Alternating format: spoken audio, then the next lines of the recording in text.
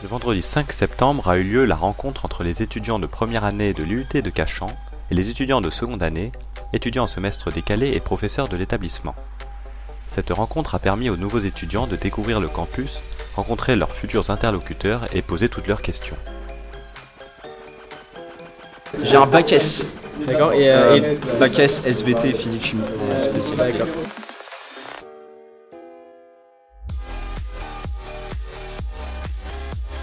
Les premiers cours de robotique en fait, avec SEI aussi et SNE, parce que j'en avais jamais fait de ma vie, je savais même pas à quoi ça ressemblait. C'est le plus ça qui m'a perturbé. Bon après, au bout de 2 semaines ça va mieux. Mais pendant un moment on se dit qu'on va lâcher parce que c'est pas du tout ce qu'on a fait.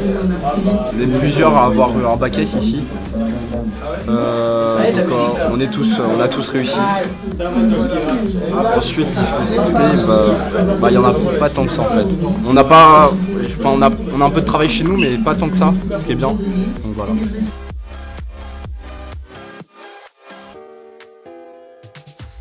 Je sais pas, j'hésite entre faire une licence et libre en face ou aller en école d'ingénieur directement. Je sais pas encore.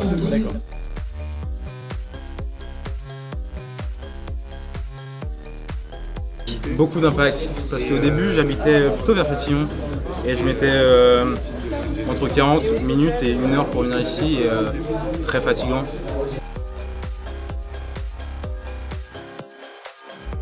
Franchement 20 minutes parce que moi franchement j'étais vraiment le trajet m'a vraiment perturbé parce qu'avant au collège et au lycée je mettais 2 minutes, 5 minutes pour aller au lycée, donc c'est tranquille, mais là 1 heure pour 1 heure grand max pour venir, je pense que ça peut vraiment jouer parce qu'il y en a un dans ma classe qui faisait 1h30 tous les matins et il dormait en cours. Il pouvait vraiment pas tenir, donc il a redoublé à cause de ça. Mais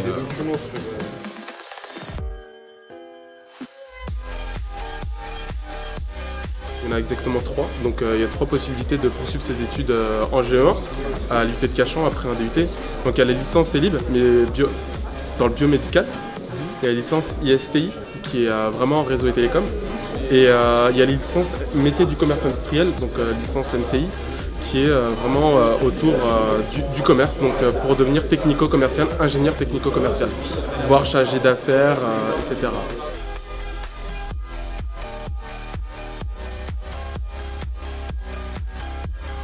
Alors ici, ce que l'on fait, c'est la licence professionnelle électronique et instrumentation biomédicale. On va former des techniciens, des gens qui ont une compétence électronique. Donc on recrute des DUT de GE2I et notamment de notre département. On va évidemment leur donner un complément sur l'aspect médical, une des utilisations de l'électronique. Et donc ces appareils-là, eh bien, il faut pouvoir les réparer. D'abord connaître leur fonctionnement pour pouvoir les réparer, effectuer ce que l'on appelle de la maintenance préventive, c'est-à-dire ne pas attendre que ces appareils tombent en panne, et évidemment la maintenance que l'on appelle curative, qui est là évidemment pour, entre guillemets, réparer ces appareils-là. Et puis cette réparation, elle se fait soit dans des entreprises spécialisées, soit sur place en milieu hospitalier.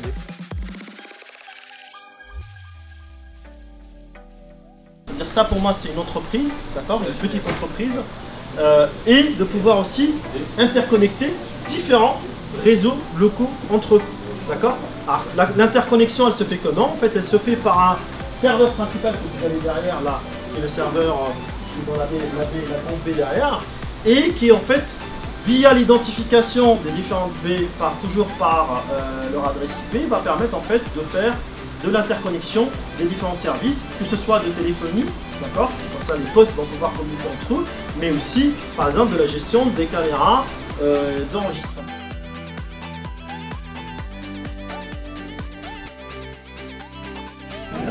Tout dépend de votre place dans le classement, tout dépend de votre bulletin. Si vous êtes dans la première moitié, la réponse est oui. Dans la deuxième moitié, il faudra se battre davantage pour votre dossier. La question dépend aussi de l'école d'ingénieur que vous cherchez à intégrer. Supélec, Télécom Paris Tech, c'est un peu plus dur que les CE ou qu'une école privée.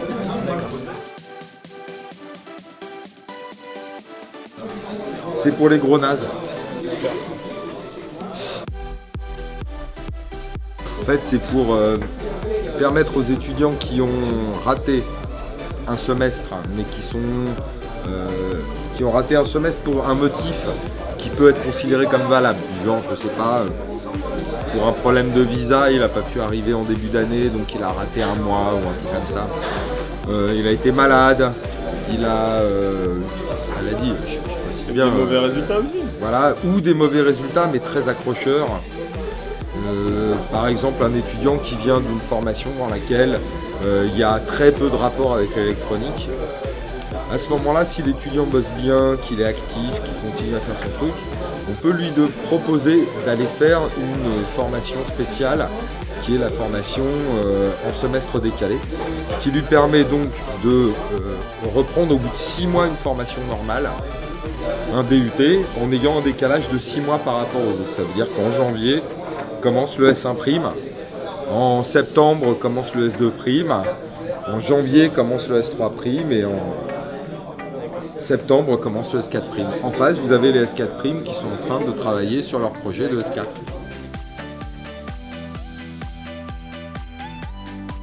Ça permet en fait de se rattraper si on a échoué au cours d'un semestre. Donc dans ce cas-là, on repasse par l'intermédiaire du semestre décalé.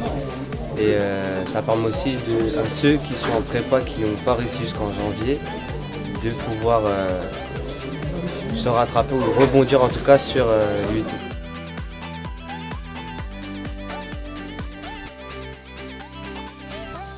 Du Tektronix, de l'Agilant, Rigol, Française Instrumentation, etc. Franchement, je pense que ça aide beaucoup si tu travailles avec, dans le fond, tu travailles avec quelqu'un qui a mieux compris que toi, pour qui t'aide. Travaille pour vivre. Non, qui a mieux compris que toi, il t'aide, mais il t'explique, tu vois, il t'explique un peu ce que t'as pas compris. Et genre, si il y a une matière aussi où il n'a pas compris, tu lui expliques aussi, tu vois. Un peu un échange. Pomme de terre en France, je trouve que c'est franchement un atout économique, on peut pas le nier, tu vois. Tu filmes vraiment.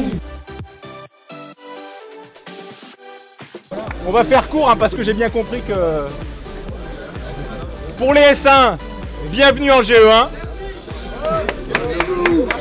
Pour les S3 et les S4, merci pour l'animation.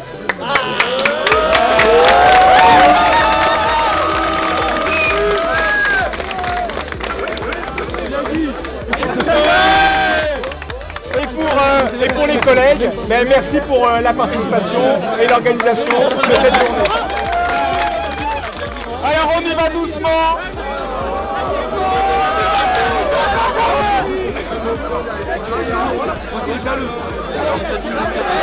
On va bien le